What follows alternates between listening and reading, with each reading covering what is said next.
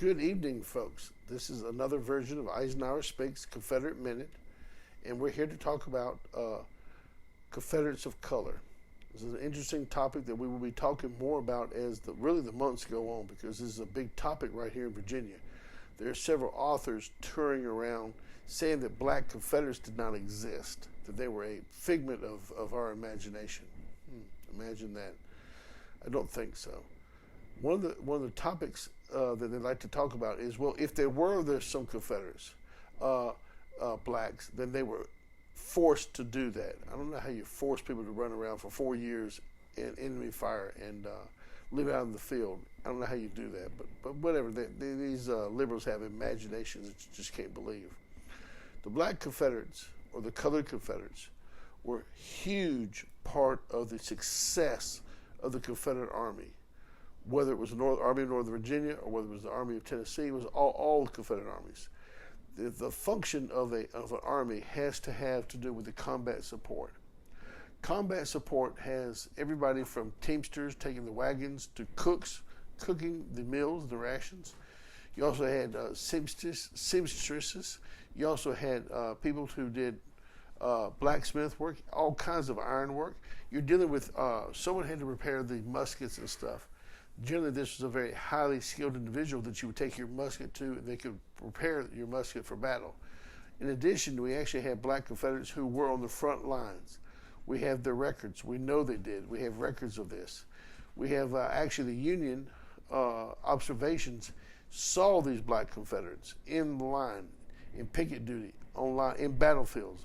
In Maryland, when Jackson's army came through, it was estimated he had over 8,000 Black Confederate soldiers with his army, and they were armed. Yes, they were armed. So this notion that somehow the Black Confederate soldiers did not exist is a myth only in the minds of modern day leftist, socialist, and I use the word historians. They're not historians, they're hacks is all they are. They lie. Let's talk about it for a second. What is a combat support individual?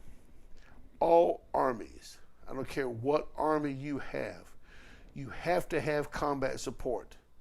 You have to have men who are behind the lines and doing the things so that the soldiers who are on the front lines, the combat soldier, can function. No combat soldier can function without army support, without combat support. In the United States Army, in Napoleon's army, in Alexander the Great's army, in Caesar's army, combat support is part of a military unit. It's part of the cohesive unit that makes it function.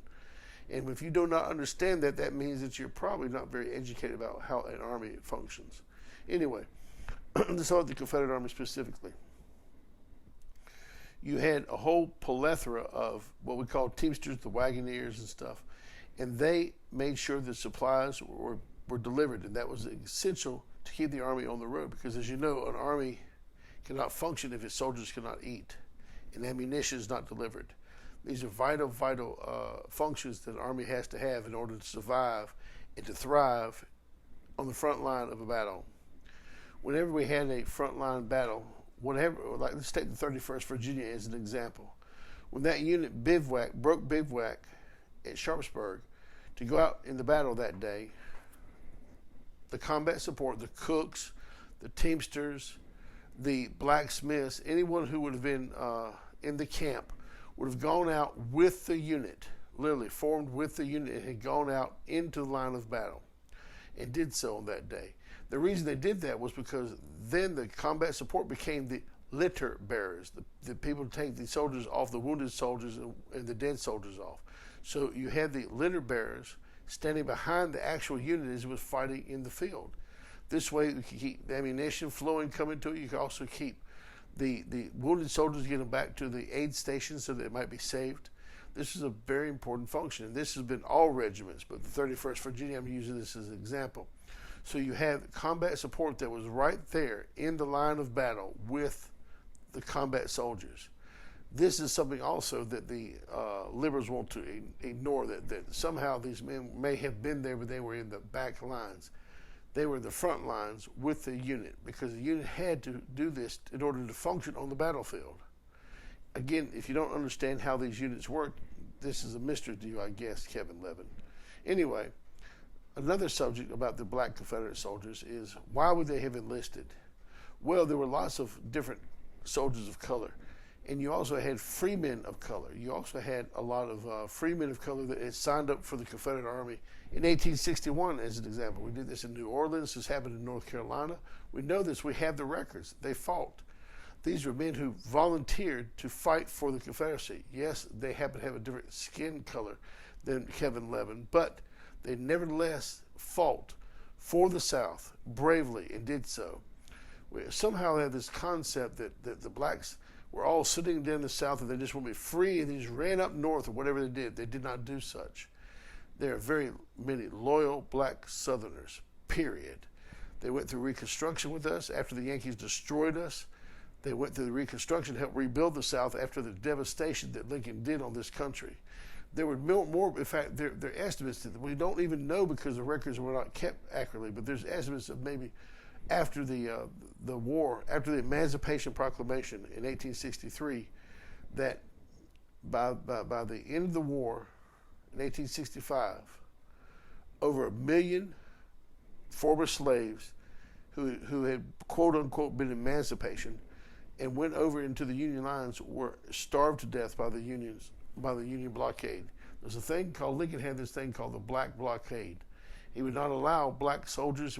He would not allow black soldiers in the army to begin with, because up until they changed the law, it was illegal for the United States Army to allow a black man to be in the army. This is what Frederick Douglass had talked to Lincoln about. He said, "Let's conscript these men because the Confederates are making them soldiers. Let us make soldiers." But at that time, it was against the United States law to put a black man in the military service. They had to change the law, of which the Congress did do that. And so that's why you have the formation of what is known as the color regiments of the Union Army. But that had to be changed in law. No such law had to be done in the Confederacy. Yes, they talk about, oh, well, the Confederacy didn't allow black soldiers. Maybe on a piece of paper, but the reality was they were there. They were there from the beginning. They fought all through the war heroically, standing side by side their white brothers in defense of the South, in defense of the invasion of these Northerners who are coming down here and raping, pillaging, and destroying our houses, our farms, our cities, doing all kinds of unspeakable things to our citizens, including starvation by killing the livestock. We came burning crops. It was a total war against the South. And the black Confederate soldier was right there with us during the whole thing. We have black Confederate soldiers that would be captured and went into prison camps. And rather than taking the oath of office and getting out of the prison, they stood there with their unit all through it and were not released when the exchanges happened with white soldiers. So there's so many different stories of heroic things that our black Confederates did that it needs to be told. It will be told. There are books about it that are currently out there. There are more books that are being written. But I just want to emphasize that the South could not have fought this war without the black soldier. It's just that simple. We could not have done it. And we've got to dispel this notion. This is not a racial problem that we have. We have a problem with the liberals trying to rewrite history and destroy what the South is all about. And they're trying to use this racial division between us, as they've always done. They've always tried to keep the racial division between black and white in the South. This is how they try to control us. And it's very sad. It's very sad indeed. It's very evil that they do this.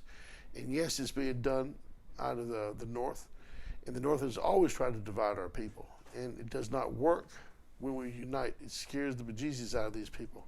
We've got to start realizing that the black Confederate soldier was a vital part of Lee's army, Jackson's army, Polk's army, Forrest's army. Forrest didn't have an army, excuse me. Bragg's army, any of the other different armies. This is something that Southerners need to learn. We have forgotten this history because it quit being taught in the schools. It used to be taught in the schools, but now it's not. So once again, we're having to overcome the ignorance of our own people who've been so reconstructed over this issue that they're afraid to talk about it. But we're not afraid to talk about it.